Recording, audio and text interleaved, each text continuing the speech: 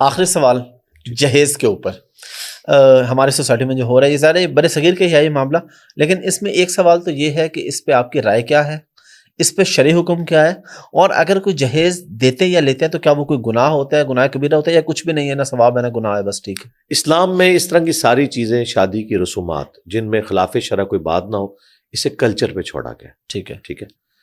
جہیز ڈیمانڈ کرنا زبردستی، ظاہر ہے یہ تو لعنت ہے، حرام ہے، اس میں کوئی شک نہیں ہے. قرآن میں تو یہ ہے کہ مرد نے حق مہر دینا ہے بیوی کو، بیوی نے نہیں اپنے خاوند کو کوئی چیز دینی. تو جہیز والا معاملہ تو ایک الٹ چل رہا ہوتا ہے. خاوند نے حق مہر کے عوض گواہوں کی موجودگی میں اس سے نکاح کیا. سورۃ النساء میں آیا کہ اگر تم نے ڈھیروں ڈھیر سونا بھی دیا ہے نا حق مہر میں تو واپس نہیں لوگے طلاق کی صورت میں، وہ اس کا ہو چکا، اس کے عوض ہی وہ تمہارے لیے حلال ہوئی تھی نا. ہاں اگر رخصتی سے پہلے قرآن میں آیا کہ عورت طلاق لے لے پھر بھی آدھا حق مہر اسے دینا ہے، اندازہ کرے آدھا پھر بھی دینا ہے، یعنی 10 تولے سونا ہے تو 5 تولے دینا ہے. اور اگر کوئی عورت طلاق لینا چاہتی ہے یعنی کہ خلا لینا چاہتی ہے اور وہ اپنے مرد کو آفر کرتی ہے کہ جو تم نے مجھے حق مہر دیا تھا اتنے % میں تمہیں واپس کرتی ہوں تو تم مجھے آزاد کر دو، میں تمہارے ساتھ نہیں رہنا چاہتی، تو قرآن نے کہا کہ اگر یہ نبھ نہیں رہا رشتہ تو ٹھیک ہے آفر قبول کر لو، اور اس میں بھی کوشش کرو کہ کچھ اس کے پاس رہنے ہی دو، یعنی ہمیشہ درگزر کی روش اختیار کرنی ہے آپ نے. لہٰذا یہ جو معاملہ ہے یہ تو کلیئر ہو گیا. اب رہا جہیز، یہ ایک کلچرل چیز ہے. مجھے بتائیے آج تک کسی شخص نے یہ سوال کیوں نہیں کیا کہ ایک نئی موٹر بائک ایک جوان لڑکے کو باپ نکلوا کے دیتا ہے 4-5 لاکھ روپے کی. آج کل جو اچھی والی بائک ہے وہ 3-4 لاکھ روپے کی ہے، جو موٹر سائیکل نوجوان چلانا چاہتے ہیں وہ شریفوں والی نہیں، وہ جو دوسری والی ہے. اچھا وہ بھی خیر شریفوں والی ہے، ہیوی ڈیوٹی. تو 4 لاکھ کی موٹر بائک 4.5 لاکھ کی 5 لاکھ کی وہ نکلوا کے دیتا ہے، اس کے عوض کیا وہ اپنی بچی کو بھی کوئی سواری لے کے دیتا ہے؟ نہیں لے کے دیتا نا. کبھی کسی نے یہ سوال نہیں کیا کہ یہ جائز ہے موٹر بائک نکال کے دینا؟ جبکہ بخاری مسلم میں حدیث ہے نبی الاسلام کے ایک صحابی نے اپنے بیٹے کو ایک غلام گفٹ کیا، پھر نبی الاسلام کے پاس اپنے بیٹے کو لے کے آیا اور کہا کہ یا رسول اللہ آپ گواہ ہو جائیں، یہ میرا بڑا تابع فرمان بیٹا ہے، میں نے اسے غلام بھی گفٹ کیا. وہ اپنی ایفیشنسی جھاڑ رہے تھے وہاں. نبی الاسلام نے فرمایا کہ تو نے اپنے باقی اولاد کو بھی ایک ایک غلام گفٹ کیا؟ انہوں نے کہا نہیں یا رسول اللہ. فرمایا کیا تم یہ چاہتے ہو کہ ساری اولاد تمہارے ساتھ ایک جیسا سلوک کرے؟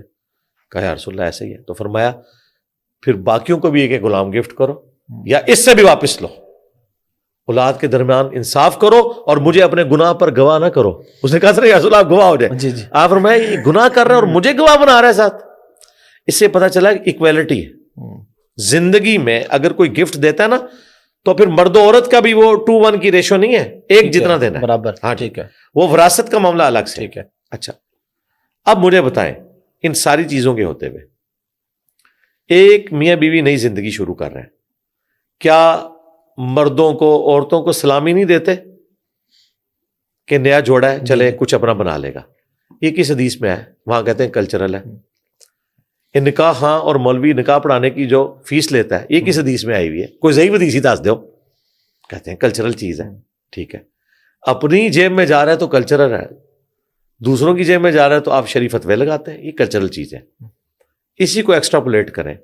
ایک باپ کہتا ہے میں نے اپنے بچے کو موٹر بائک نکلوا کے دی تھی، چلو میری بچی کی شادی ہو رہی ہے میں اسے بیڈ روم فرنیچر دے دیتا ہوں 4 لاکھ روپے کا.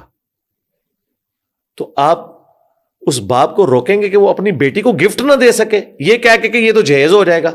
بھائی یہ جہیز اس صورت میں ہوگا جب داماد کہے کہ مجھے بیڈ روم فرنیچر ڈلوا کے دو، جب وہ ڈیمانڈ کرے.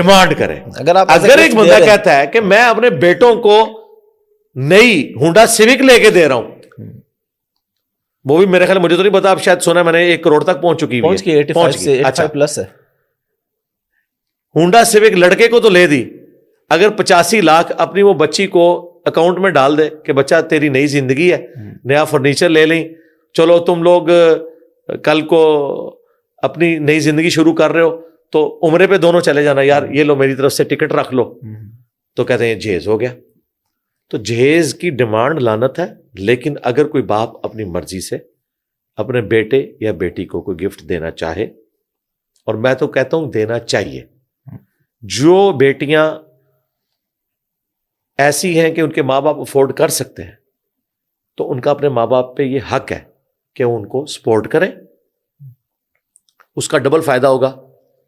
ایک تو آپ اللہ کے حضور مجرم نہیں بنیں گے بیٹیوں اور بیٹوں میں فرق کر کے، دوسرا جس گھر میں وہ جائیں گی وہاں ان کی عزت ہوگی، جو مرضی کریں، روٹی چھٹا فرض ہے اسلام کا، انڈکلیئرڈ۔ ہاں سیدھی سی بات ہے، کیونکہ جامع ترمذی کی حدیث ہے ہر امت کا کوئی نہ کوئی فتنہ ہے اور میری امت کا فتنہ مال ہے۔ مال ہو نا آپ کے پاس، آپ کی شکل بھی قابل قبول نہ ہو، دنیا آپ کو سلوٹ کرتی ہے۔ آپ جتنے مرضی خوبصورت ہو، اگر آپ کے پاس مال نہیں ہے نا، آپ کے قریب بھی کوئی نہیں پھٹکتا۔ یہ دنیا کی ریالٹی ہے۔ بالکل۔ تو ہم ریالٹی میں جیتے ہیں، ہم خوابوں کی دنیا میں نہیں جیتے۔ اس لیے میں کہتا ہوں جس کو اللہ نے مال دیا ہے اسے چاہیے اپنی اولاد کو جتنا دے سکتے ہیں وہ ضرور دے، یہ فرق نہ کریں، ان چکروں میں نہ پڑے۔ اور پھر یہ جو علماء اس قسم کی آپ کو باتیں کرتے ہوئے نظر آتے ہیں نا، آپ دیکھیں یہ جب اپنے بچوں کی شادیاں کرتے ہیں تو کیا کیا شاہانہ خرچے یہ لوگ کرتے ہیں۔ آپ کو کہتے ہیں ون ڈش، خود یہ جن ہوٹلوں میں شادیاں کرتے ہیں اپنے بچوں کی، اور چندوں کے پیسوں پہ، ان لوگوں کا سورس آف انکم کوئی نہیں ہے۔ چند ایک علماء ہوں گے کوئی لاکھوں میں ایک جن کا کوئی اپنا کاروبار ہوگا، ادروائز ڈکلیئر تنخواہ ان کی 1 لاکھ 1.5 لاکھ ہوگی، وہ بھی بہت بڑے لیول کے عالم کی۔ عام عالم کی تو 30-40 ہزار سے زیادہ نہیں ہوتی۔ گاڑیاں رکھی ہوئی ہیں، بنگلے ہیں، بچوں کو موٹر بائکس نکلوا کے دیے، کہاں سے؟ چندہ بک ان کے پاس ہوتی ہے۔ تو اللہ کے حضور پکڑے جائیں گے۔ یا تو ڈکلیئر تنخواہ کروا لیں اپنی 10 لاکھ روپیہ، وہ کروائیں گے، لوگ کہیں گے حضرت نکلیں یہاں سے، آپ یہ کیا کر رہے ہیں؟ یہ تلخ حقائق ہے جی۔ اللہ تعالیٰ مال کے فتنے سے بچائے جی ہمیں۔ آمین۔